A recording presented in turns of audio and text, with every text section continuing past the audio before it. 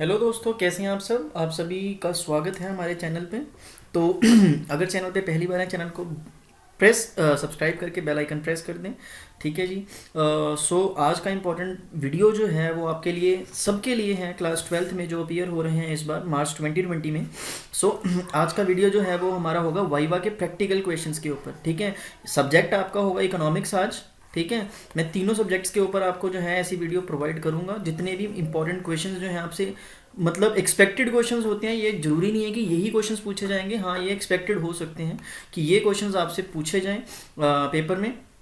ठीक है। और नॉर्मली यही पूछे जाते हैं। मैं बहुत सालों से ये चीज़ें नोटिस कर रहा हूँ। बहुत सारे टीचर्स आते हैं लेकिन क्वेश्चंस की रोटेशन जो है वो ज़्यादा नहीं होती, क्वेश्चंस ऑलमोस्ट सेम होते हैं। ठीक है। तो ये 2020 मार्च के लिए आपका जो प्रैक्टिकल एग्ज़ाम्स हैं, मैं 3 दिन में आपको तीनों वीडियोस प्रोवाइड कर दूंगा, क्योंकि मेरे को पता है कि जो एग्ज़ाम है वो आपके 6 तारीख के बाद स्टार्ट हो जाएंगे। ठीक है। तो स्टार्ट करते हैं। इकोनॉमिक्स के चैप्टर वाइज कुछ चैप्टर जो इंपॉर्टेंट हैं वो मैंने बेसिकली निकाले हैं। तो सबसे पहला सबसे इंपॉर्टेंट चैप्टर जो है वो आपका क्या होगा, reserve bank and it's functions. अब रिजर्व बैंक और रिजर्व बैंक के फंक्शंस जो हैं ये एक बहुत ही इंपॉर्टेंट रोल जो है वो प्ले करेंगे। ठीक है, आपके वाइवा में। तो सबसे पहला क्वेश्चन है, who is the present governor of RBI. ठीक है। प्रेजेंट गवर्नर कौन है आरबीआई का, आप सब अपनी जेब में से नोट निकालो, उस पर प्रेजेंट गवर्नर के जो है वो साइन होंगे। ठीक है जी। तो इसका नाम है, जो प्रेजेंट गवर्नर है, डॉक्टर उर्जित पटेल। ठीक है। कौन है, डॉक्टर उर्जित पटेल हमारे प्रेजेंट गवर्नर है रिजर्व बैंक ऑफ इंडिया के। ये क्वेश्चन बहुत ज़्यादा बार पूछा गया है। देन इसके बाद है, does a central bank deals with public. क्या सेंट्रल बैंक जो है पब्लिक से डील करता है। इसका स्ट्रेट वे आंसर है नो। क्यों, क्योंकि जो सेंट्रल बैंक है जिसको आरबीआई कहते हैं, ये बैंकर्स बैंक है। मतलब बैंकर जितने भी हमारे इंडिया में बैंक्स हैं वो सबका बैंक है, जिसको हम सेंट्रल बैंक कहते हैं। तो ये पब्लिक डीलिंग नहीं करते हैं। ये बेसिकली सरकार के खाते इनके पास होते हैं और सारे बैंक्स के खाते होते हैं। ठीक है, सेंट्रल गवर्नमेंट के, स्टेट गवर्नमेंट के। Third is, what currency note does RBI print. अब आरबीआई जो है कौन से करेंसी नोट प्रिंट करता है। आरबीआई सब करेंसी नोट प्रिंट करता है एक्सेप्ट ₹1। ये क्वेश्चन भी बहुत बार पेपर में पूछा जाता है। ठीक है, कि आरबीआई, क्या आरबीआई करेंसी नोट जो है प्रिंट करता है। बिल्कुल करता है। कौन सा आरबीआई के द्वारा नोट जो है वो, करेंसी नोट जो है वो प्रिंट नहीं किया जाता, वो है ₹1 का नोट। अब क्वेश्चन यहाँ पे ये आता है कि ₹1 का नोट कौन प्रिंट करता है। तो बिल्कुल सिंपल आंसर है इसका, ₹1 का नोट जो है अगर किसी के पास होगा तो निकाल के देखना, उसके ऊपर रिजर्व बैंक की स्टैंप नहीं लगी होती। किसकी स्टैंप लगी होती है, मिनिस्ट्री ऑफ फाइनेंस। किसकी, मिनिस्ट्री ऑफ फाइनेंस हमारी जो है वो ₹1 का नोट प्रिंट करती है। बाकी सारे नोट आरबीआई प्रिंट करता है।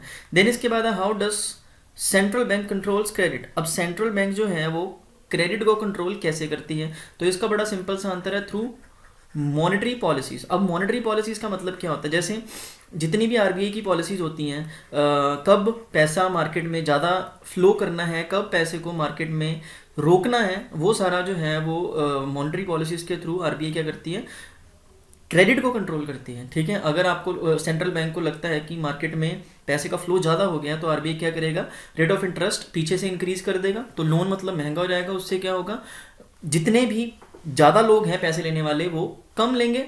ठीक है। और उससे पैसे का फ्लो जो है मार्केट में कम हो जाएगा। Then briefly, how can you classify monetary policies of RBI. अगर हम ब्रीफली बात करें तो आरबीआई की पॉलिसीज को कैसे क्लासीफाई किया जा सकता है। देखो, मैं आपको एक सिंपल सी चीज़ छोटी सी बता दूं कि जो आपका वाइवा होगा ना, उसमें आपसे एक्सप्लेन्ड आंसर्स जो है वो नहीं मांगे जाते हैं। आपसे बहुत ब्रीफली आंसर्स मांगे जाते हैं। जैसे कि यहाँ पे पूछा क्वेश्चन में, क्लासीफाई करना हमने मॉनेटरी पॉलिसीज को। अब आरबीआई की जो मॉनेटरी पॉलिसीज होती हैं वो 2 तरह की होती हैं, आपको पता होगा। एक क्वांटिटेटिव होती हैं और एक क्वालिटेटिव होती हैं। ठीक है, क्वांटिटेटिव प्लस क्वालिटेटिव। ठीक है। सो ये आरबीआई की 2 पॉलिसीज होती हैं, मॉनेटरी पॉलिसीज, जो आरबीआई जिससे मार्केट में पैसे को कंट्रोल करता है। तो इसका बहुत ज़्यादा डिटेल्ड आंसर है, लेकिन आपसे सिर्फ उसने इतना पूछा है कि क्वांटिटेटिव और क्वालिटेटिव, आपने सिर्फ वही आंसर करना है। Then 6, which policy does a central bank follow during a period of inflation. अब जब इन्फ्लेशन होता है तो उस केस में आरबीआई कौन सी मॉनेटरी पॉलिसी फॉलो करती है, कौन सी पॉलिसी फॉलो करती है, इसको कहते हैं डियर मनी पॉलिसी। ठीक है, ये क्वेश्चन बहुत इंपॉर्टेंट है, बहुत बार पेपर में पूछा जाता है, डियर मनी पॉलिसी। ठीक है। सो डियर मनी पॉलिसी जो है वो क्या होता है, आपको इसका सिंपल आंसर जो है वो बताना है। अगर किसी बच्चे को नहीं पता होगा कि dear monetary policy, dear money policy या डियर मॉनेटरी पॉलिसी क्या है, तो उसका आंसर बड़ा सिंपल सा है। डियर मनी पॉलिसी जो होती है, इसमें क्या होता है कि गवर्नमेंट क्रेडिट को कॉस्टलियर बना देती है, मेक क्रेडिट कॉस्टलियर, ठीक है, क्रेडिट को महंगा कर देना, दैट इज वन आस्पेक्ट जिसमें आरबीआई जो है पैसे को कंट्रोल, क्रेडिट को कंट्रोल कर सकती है, महंगाई को कंट्रोल कर सकती है। What is RBI headquarters at, ठीक है, sorry, where is RBI headquarters at, तो इसका सिंपल सा आंसर है, इसका आरबीआई का हेडक्वार्टर है मुंबई में, ठीक है। अब कई बार जो है क्वेश्चन पूछे जा सकते हैं पेपर में आपसे कि आरबीआई कब बना। आरबीआई बना था 1934 में, आज़ादी से पहले का ये बैंक है, ठीक है। उस टाइम आरबीआई एक्ट चलता था 1934, ठीक है, लेकिन ये अंग्रेजों के ज़माने का था, तो जब इंडिया फ्री हुआ तो इसको दोबारा से नेशनलाइज किया गया, तो इसको बैंकिंग रेगुलेशन एक्ट के अंडर जो है नेशनलाइजेशन मिली 1949 में। कौन सा एक्ट था? बैंकिंग रेगुलेशन एक्ट 1949, ठीक है जी, बैंकिंग रेगुलेशन एक्ट, ठीक है। देन इसके बाद लास्ट क्वेश्चन है इस चैप्टर का जो कॉमन तौर पे पूछा जाता है पेपर्स में कि ओपन मार्केट ऑपरेशंस जो है वो क्या होते हैं। देखो, ओपन मार्केट ऑपरेशन सिंपल, जब सरकार बाइंग और सेलिंग करती है, बाइंग एंड सेलिंग, मतलब या तो गवर्नमेंट सिक्योरिटीज को बेचेगी या खरीदेगी ओपन मार्केट में, that is called open market operation. Government securities to commercial and public banks, या पब्लिक को भी, यहाँ पे आप कमर्शियल बैंक्स लिख लो, commercial banks as well as public, ठीक है, पब्लिक को भी गवर्नमेंट जो है वो सिक्योरिटीज बेचती है। देन इसके बाद हमारा नेक्स्ट चैप्टर जो है जिसमें से नॉर्मली क्वेश्चन पूछे जाते हैं वो है गवर्नमेंट बजट का। तो इसमें गवर्नमेंट बजट में क्या है, what is government budget? Government budget तो आप सबको पता होगा। बजट तो सिंपल क्या होता है कि एस्टिमेटेड एक्सपेंडिचर, एस्टिमेटेड रेवेन्यूज जो है हमारे, उसका डिटेल होता है, ठीक है। तो गवर्नमेंट जब बजट बनाती है तो गवर्नमेंट बजट का मतलब क्या होता है कि गवर्नमेंट के जितने भी बजटेड एक्सपेंडिचर्स हैं और बजटेड रेवेन्यूज हैं उसको असेस करना पहले ही, ठीक है, ताकि जो हमारा फाइनेंशियल ईयर है वो हम सही तरीके से उसको, उसमें जो भी रेवेन्यूज़ हैं उसको जनरेट कर सकें, मतलब किसी तरीके की भी डेफिशिएंसी ना आए। तो गवर्नमेंट बजट है कि जब गवर्नमेंट जो है अपने बजटेड एक्सपेंडिचर को और बजटेड रेवेन्यूज़ को असेस करती है, that is called government budget. और बजट जो होता है हमेशा फ्यूचर के लिए होता है, ये आपने याद रखना है। अब इसके बाद है how is government budget classified. Government budget को क्लासीफाई कैसे किया जाता है? गवर्नमेंट बजट को क्लासीफाई किया जाता है दो तरीके से, रेवेन्यू बजट और कैपिटल बजट। रेवेन्यू बजट में सारे रेवेन्यू नेचर के एक्सपेंसेस और रेवेन्यू नेचर की रिसीट्स जो बार बार होती हैं, और कैपिटल बजट में कैपिटल नेचर के एक्सपेंसेस और कैपिटल नेचर की receipts. Then what does a fiscal deficit show? एक फिस्कल डेफिसिट जो है वो क्या शो करती है? तो फिस्कल डेफिसिट का मतलब होता है कि जो गवर्नमेंट की बोरोइंग रिक्वायरमेंट्स होती हैं, फिस्कल डेफिसिट जो है उसको शो करती है, बोरोइंग रिक्वायरमेंट्स ऑफ गवर्नमेंट, ठीक है। जो गवर्नमेंट ने पैसा बोरो करना है उस रिक्वायरमेंट को फिस्कल डेफिसिट जो है वो शो करता है। फिस्कल डेफिसिट का मतलब होता है कि जब गवर्नमेंट के बजटेड एक्सपेंडिचर जो हैं वो बजटेड रेवेन्यू से बढ़ गए, खर्चे ज़्यादा हो गए, रेवेन्यूज कम हो गया। Then what are the main objectives of government budget? Government budget का मेन ऑब्जेक्टिव क्या है? गवर्नमेंट बजट का सिंपल सा मेन ऑब्जेक्टिव है वो क्या है? री एलोकेशन ऑफ सोर्सेज। पहला, री एलोकेशन ऑफ सोर्सेज, कि जो सोर्सेज हैं या रिसोर्सेज जो हैं उनको री एलोकेट करना, मतलब दोबारा से एलोकेट करना, ठीक है, री एलोकेशन ऑफ रिसोर्सेज। देन उसके बाद है जो भी गवर्नमेंट पॉलिसीज़ चला रही है उसमें स्टेबिलिटी होनी चाहिए, मतलब ये नहीं है कि डेली बेसिस पे पॉलिसीज़ को चेंज करना। तीसरा है कि क्या गवर्नमेंट की पॉलिसीज़ गवर्नमेंट के लिए या सरकार की, मतलब जो भी पॉलिसीज़ हैं कंट्री के लिए ग्रोथ लेके आ रही हैं या नहीं लेके आ रही, हमारी इकोनॉमी ग्रो कर रही है या नहीं कर रही।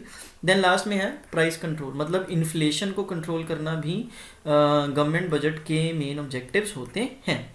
देन क्वेश्चन नंबर 5 है what are the basic tools of budget. अब बेसिक टूल्स जो हैं बजट के क्या होते हैं, तो इसमें भी 3 पॉइंट्स हैं। एक है सबसे पहला टैक्स पॉलिसी या टैक्सेशन पॉलिसी जो है सरकार की होती है।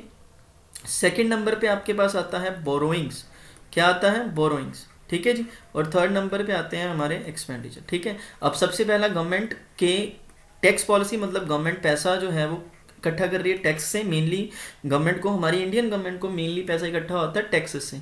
तो पहली टैक्सेशन पॉलिसी, दूसरा गवर्नमेंट ने क्या क्या बोरो किया है, और तीसरा क्या क्या गवर्नमेंट के एक्सपेंडिचर्स हैं। ठीक है। डायरेक्ट टैक्स क्या होता है, बड़ा सिंपल सा है। डायरेक्ट टैक्स वो टैक्स होता है जो एक कंपलसरी पेमेंट होती है, इंडिया के हर एक सिटीजन को देनी पड़ती है, जो एक टैक्स प्रीव्यू के अंडर कवर हो रहा है। टैक्स प्रीव्यू का मतलब कि अगर किसी पर्सन की इनकम 2,50,000 से बढ़ती है, ज़्यादा हो जाती है एनुअली, मतलब साल की, तो उसको टैक्स पे करना पड़ता है कंपल्सरी। उसको कहते हैं डायरेक्ट टैक्स, जो हमारी इनकम के ऊपर डायरेक्टली लगाया जाता है। इनडायरेक्ट टैक्स क्या होता है?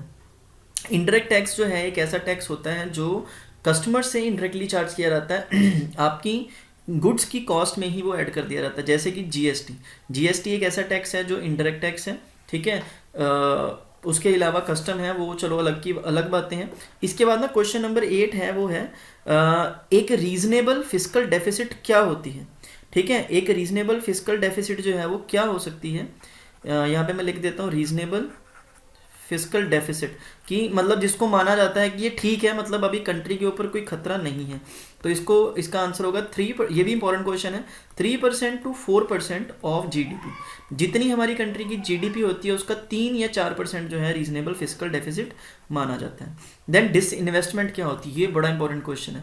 ये 100% आपसे पूछा रहेगा कि डिस इन्वेस्टमेंट क्या होता है। अगर मैं एक्सटर्नल होता तो मैं ये क्वेश्चन जरूर पूछता, व्हाट इज डिस इन्वेस्टमेंट। तो डिस इन्वेस्टमेंट का मतलब होता है कि जब गवर्नमेंट जो है अपनी सिक्योरिटीज़ को, अपने शेयर्स को जो है मार्केट में, ओपन मार्केट में सेल करना शुरू कर देती है, उसको कहते हैं उसको कहते हैं डिस इन्वेस्टमेंट, ठीक है। देन क्वेश्चन नंबर 10 है व्हाट इज सब्सिडी।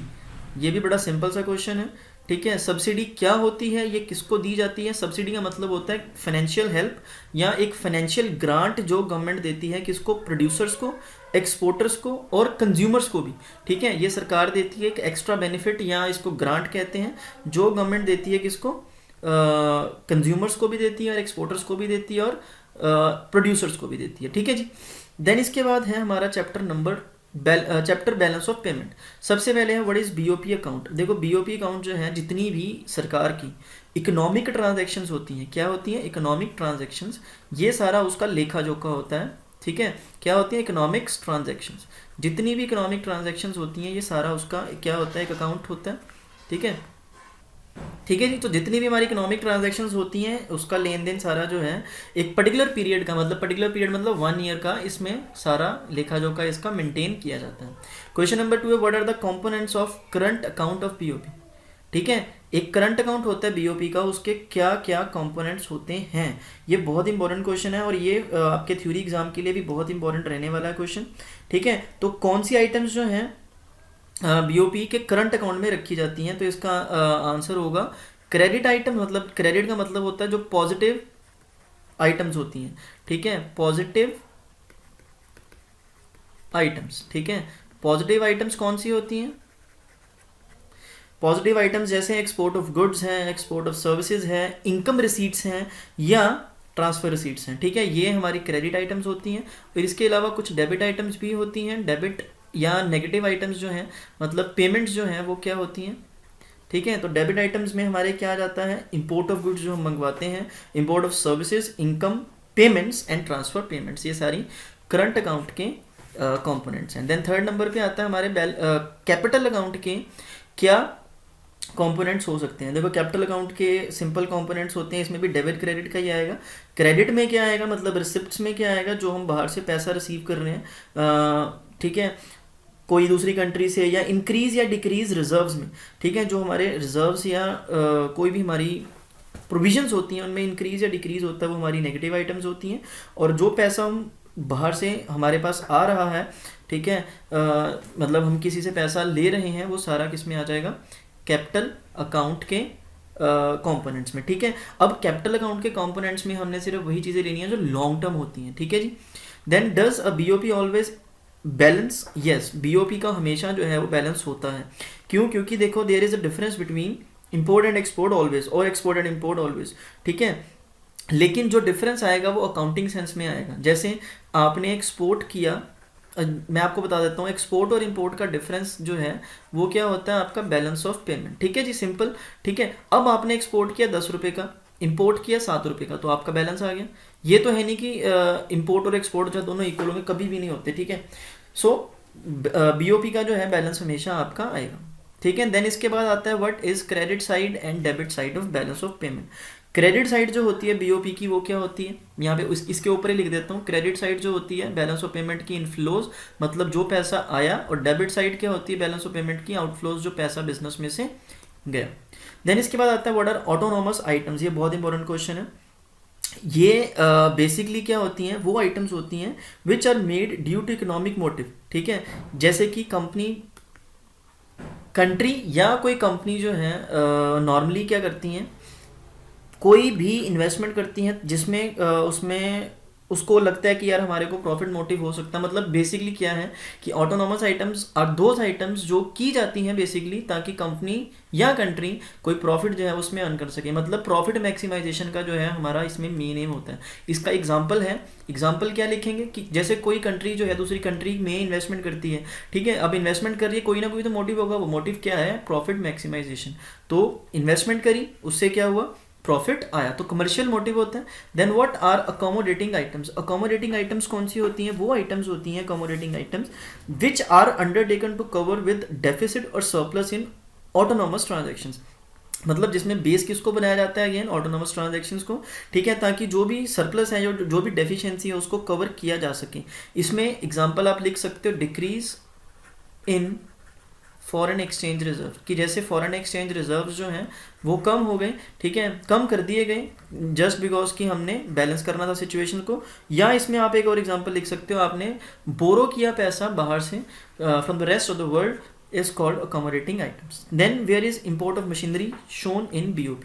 बड़ा सिंपल सा आंसर है इसका कि import of machinery जो है वो कहाँ पे दिखाई जाएगी। import मतलब हमने बाहर से चीज़ मंगवाई है, तो ये डेबिट आइटम होगी। अब मशीनरी जो है वो कौन से अकाउंट में आती है, ये आती है हमारे debit side of capital account. ठीक है, जैसे मैंने आपको बताया था ये रेकरिंग नहीं है, बार बार नहीं होता है, तो इसको हम कहाँ पे रिकॉर्ड करेंगे, डेबिट साइड में, किसके, कैपिटल अकाउंट में। देन इसके बाद आता है इस current account deficit cause for an alarm, कि अगर डेफिसिट होती है करंट अकाउंट में तो क्या ये एक अलार्मिंग सिग्नल होता है किसी भी कंट्री की गवर्नमेंट के लिए। ठीक है, इसका आंसर होगा बिल्कुल, क्यों, क्योंकि जो करंट अकाउंट डेफिसिट होती है ये। सो क्वेश्चन नंबर 9 दोबारा से रिपीट कर देता हूँ, इस current account deficit cause for an alarm, yes, because current account में जो डेफिसिट होती है वो अनमैनेजेबल होती है।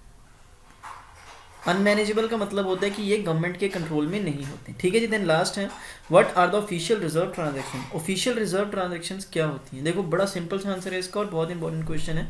ऑफिशियल रिजर्व ट्रांजैक्शंस वो ट्रांजैक्शंस होती हैं जो रिजर्व बैंक ऑफ इंडिया जो है, मतलब सेंट्रल बैंक जो है कंट्री का, करता है अपने ऑफिशियल रिजर्व्स में चेंजेस करने के लिए। मतलब जब सरकार जो है, मतलब कंट्री का जो सेंट्रल बैंक जो है वो क्या करता है, अपने ऑफिशियल रिजर्व्स में कुछ चेंजेस करना चाहता है, जैसे कि अपनी ही कंट्री की करेंसी जो है उसको इंक्रीज करना। मतलब जैसे इंडिया की करेंसी क्या है, रुपी, अब रुपी को जो है इंक्रीज करना। अब रुपी को इंक्रीज कैसे करेंगे, by in exchange with dollar. मतलब जो यूनिवर्सल करेंसी है या फॉरेन करेंसी कोई भी है, उसके बदले में आप इसको एक्सचेंज करते हो। कहाँ से एक्सचेंज करते हो, जो ओपन मार्केट है या जो हमारी एक्सचेंज मार्केट होती है, वहाँ से रिजर्व बैंक जो है वो अपनी ही कंट्री की करेंसी जो है वो परचेज करता है, या तो फॉरेन करेंसी के बदले में, या फॉरेन करेंसी डोमिनेटेड एसेट्स होती हैं। ठीक है जी। देन इसके बाद नेक्स्ट चैप्टर है हमारा नेशनल इनकम का। ठीक है, तो नेशनल इनकम पे चलते हैं। हाँ जी, तो नेशनल इनकम क्या है, नेशनल इनकम जो है आपको पता है कि जो पूरी कंट्री की इनकम होती है, पूरी नेशन की इनकम होती है, उसको नेशनल इनकम कहा जाता है। ठीक है, कि जो हमारे कंट्री में पूरे एक साल के अंदर अंदर एक कंट्री के लोग, एक कंट्री के प्रोड्यूसर जो भी अर्न करते हैं, मतलब डोमेस्टिक सोर्सेज से या बाहर से जो पैसा आ रहा है, वो सारा कुछ मिला के हमारी कंट्री की नेशनल इनकम बन जाती है। अब नेक्स्ट क्वेश्चन है what do you mean by domestic income. Domestic income का मतलब क्या होता है, अगर आप इसको टेक्निकली इसका एग्रीगेट लिखो तो है एनडीपी एट एफसी, मतलब net domestic product at market price, sorry factor cost. ठीक है, अब नेशनल डोमेस्टिक प्रोडक्ट या नेट डोमेस्टिक प्रोडक्ट, मतलब डोमेस्टिक प्रोडक्ट इसलिए लिखा जाता है क्योंकि इसमें बाहर की इनकम जो है वो ऐड नहीं होती। मतलब NFIA या YA, ठीक है, net factor income from abroad जो है इसमें ऐड नहीं करते, इसलिए इसको डोमेस्टिक इनकम कहा जाता है। देन थर्ड क्वेश्चन है given domestic income how can you find national income. अब आपको डोमेस्टिक इनकम दी हुई है, ठीक है, मतलब एनडीपी एट एफसी दिया हुआ है, आपने नेशनल इनकम निकालनी है। एनडीपी एट एफसी अब एनडीपीएट एफसी में क्या प्लस करेगी, नेशनल इनकम आ जाए। नेशनल इनकम जैसे कि मैंने आपको बताया सारे सोर्सेज से होने वाले इनकम को नेशनल इनकम कहा जाता है। अब एनडीपीएट एफसी में जब आप NFIA या NFY ऐड कर दोगे तो आपकी क्या आ जाएगी, NNP at FC। NNP at FC का मतलब होता है नेशनल इनकम, ये एग्रीगेट है नेशनल इनकम का। जब डोमेस्टिक इनकम में बाहर की इनकम ऐड कर देंगे तो आपके पास नेशनल इनकम आ जाएगी। देन नेक्स्ट है give 2 precautions in estimation of national income. जब नेशनल इनकम को एस्टिमेट किया जाता है तो क्या क्या सावधानियां जो है वो बरती जाती हैं। पॉइंट नंबर 1 है ट्रांसफर इनकम्स, या ट्रांसफर इनकम हो या ट्रांसफर पेमेंट्स हो, ठीक है।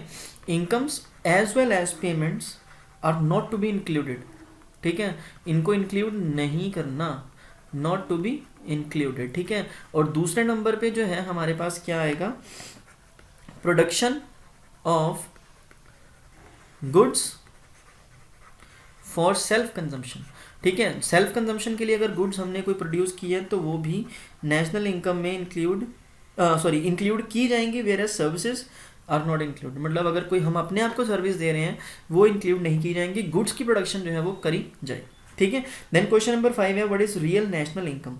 नेशनल इनकम को जब कांस्टेंट प्राइजेस पे इवेल्युएट किया जाता है उसको रियल नेशनल इनकम कहते हैं। कहाँ पे, कांस्टेंट प्राइजेस पे, ठीक है।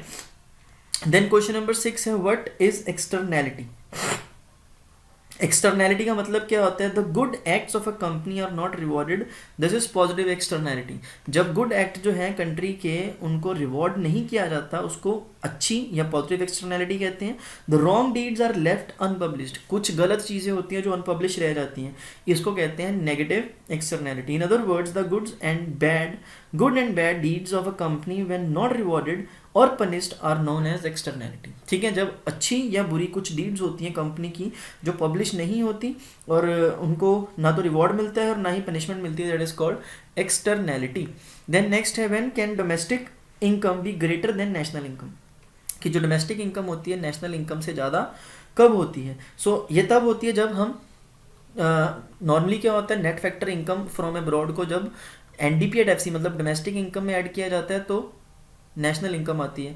अब नेशनल इनकम जो है वो कम हो जाती है कई बार, ठीक है, और डोमेस्टिक इनकम जो है वो ज़्यादा हो जाती है। क्यों हो जाती है, नॉर्मली मैंने आपको क्या बोला कि इनको प्लस करते हैं, तो जब प्लस करते हैं तो ज़्यादा आनी चाहिए नेशनल इनकम या एनएनपीएट एफसी, लेकिन कम आती है। क्यों, क्योंकि जब ये नेगेटिव हो जाती है, मतलब net factor income to abroad होता है फ्रॉम की जगह पे, तो तब हमारी नेट डोमेस्टिक इनकम जो है कंट्री की वो ज़्यादा आती है नेशनल इनकम से, ठीक है। देन है convert national income at current prices to national income at constant prices. कब नेशनल इनकम को करंट प्राइसेस से डोमेस्टिक प्राइजेस के ऊपर जो है कन्वर्ट किया जाता है। So national income at current prices is divided by price index of the current year, ठीक है। National income at current prices, national income current prices पे जो हमारी होती है, जब हम इसको डिवाइड कर देते हैं किसके साथ, डिवाइड कर देते हैं national income at current prices, price index से डिवाइड करते हैं और मल्टीप्लाई कर देते हैं 100 के साथ, you will get the conversion. आपके पास कन्वर्जन आ जाएगी national income at current prices to national income at domestic prices.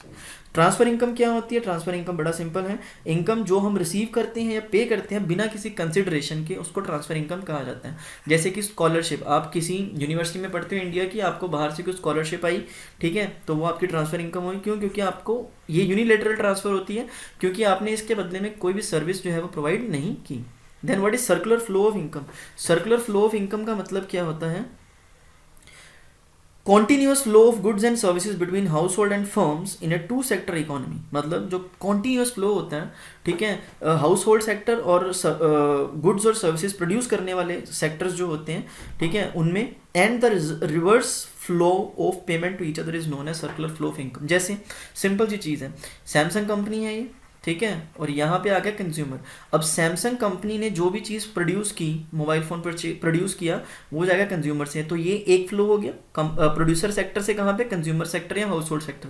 अब हाउस होल्ड सेक्टर से रिवर्स फ्लो हो रहा है कि इन्होंने पेमेंट करी, ठीक है, तो यहाँ से यहाँ पे गुड्स ट्रांसफ़र हुई, ठीक है, और यहाँ से यहाँ पे क्या ट्रांसफ़र हुआ, पेमेंट्स, ठीक है, इसको हम बोलते हैं circular flow of income. Next chapter बड़ा ही इंपॉर्टेंट है हमारा, multiplier. What is investment multiplier. Investment multiplier क्या होता है, इन्वेस्टमेंट मल्टीप्लायर बेसिकली क्या होता है, जिसमें क्या होता है कि इंक्रीज होती है national income due to change in investment. देखो सिंपल सी चीज़ है, जब किसी कंट्री में जीडीपी बढ़ेगी तो वो कंट्री ग्रो करेगी, और जीडीपी कैसे बढ़ेगी, जब कंट्री के प्रोड्यूसर जो है गुड्स प्रोड्यूस करेंगे, सर्विस प्रोड्यूस करेंगे, तो उसके लिए क्या करना पड़ेगा, इन्वेस्टमेंट। तो जब इन्वेस्टमेंट होती है उससे नेशनल इनकम में इंक्रीज होता है, that is called investment multiplier. Money multiplier क्या होता है, money multiplier refers to the number of times the transaction takes place due to deposit made by customer in a bank। Money multiplier simple कि जितनी बार customer जो है पैसा bank में withdraw deposit करेगा, जितनी बार उस प्रोसेस को क्या कहा जाता है, money multiplier. How does MPC and multiplier related. MPC का मतलब होता है मार्जिनल प्रोपेंसिटी, इसकी फुल फॉर्म भी आपसे पूछी जा सकती है, मार्जिनल प्रोपेंसिटी टू कंज्यूम। क्या कहते हैं, मार्जिनल प्रोपेंसिटी टू कंज्यूम। ठीक है, अब मार्जिनल प्रोपेंसिटी टू कंज्यूम जो है उसका मल्टीप्लायर से क्या रिलेशन है।